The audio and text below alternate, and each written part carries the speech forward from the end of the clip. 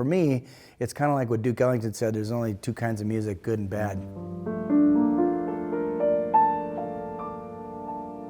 I can take beginners, I can take advanced players, I take everybody where they are, and then I listen to them and I go, okay, here's what I think you need, and then I ask them, what do you want? And then somewhere in the middle of between, a combination of what I think you need and what you want to do, we forge a path forward. And that's, so my job is like a Sherpa. I can't make them study, and I can't make them love the music. All I can do is point and go, okay, you're gonna climb this massive mountain, go this way, think about this, have you thought about this? That's really my job, in my opinion. I don't have a boilerplate, thing, you need to learn this and you need to, I have a couple of things for a beginning jazz pianist. I have a couple of sheets of paper, probably the only sheets of paper I'll ever hand out to anybody. And they're basically a way to understand chords in their root position with all the extensions, and then another sheet that shows all the inversions with the extensions. And it kind of gives you like kind of your left hand a brief Bill Evans overview. It also acclimates your ears with hearing those kind of sounds that a lot of today's music, you just things you don't hear that often in the music.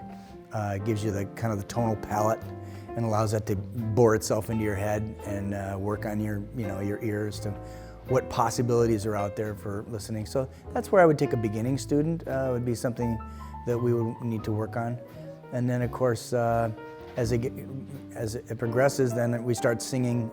It's a lot of singing in my studio. It's lots of singing bebop solos. Not necessarily writing them down, not transcribing them note for note, but just singing them, singing stuff over and over, singing and singing and singing, and then trying to emulate little bits of it on the piano, rather than like learning a solo note for note, note by note, for an assignment, but just listening to Lee Konitz play on something a million times until you can just sing the entire thing and then go to the piano and try to pick up the things that you can from it. This year we have 5 combos. We also have 2 big bands. There's endless opportunities to play in various ensembles. I won't even get into all the classical ones. I don't even know what all of them are, but I know there's a lot of them. If anything, you have to I tell the kids to kind of manage their expectations about how many things they can participate in. If anything, there's too many. That's not a bad thing, but just you can overextend yourself in playing in so many ensembles, and you end up not ever being able to give the appropriate amount of time to any one of them. So when I was about 5 years old, my mom made me play the piano. She considered it part of a well-rounded education as a young person to play music. So as a young person, I played the piano with lessons from my church organist. And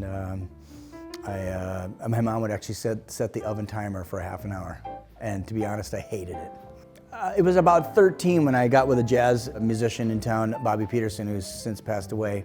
And he kindled an interest in improvising, which was the part of the puzzle that I was missing. My church organist that was teaching me was great. She was a great teacher, but not an improviser particularly. So that was what I needed. That was the piece of the puzzle that had been missing to make it more interesting for me. And so I started taking from him when I was about 13. It went very well. He taught almost completely by ear, and I just took it from there.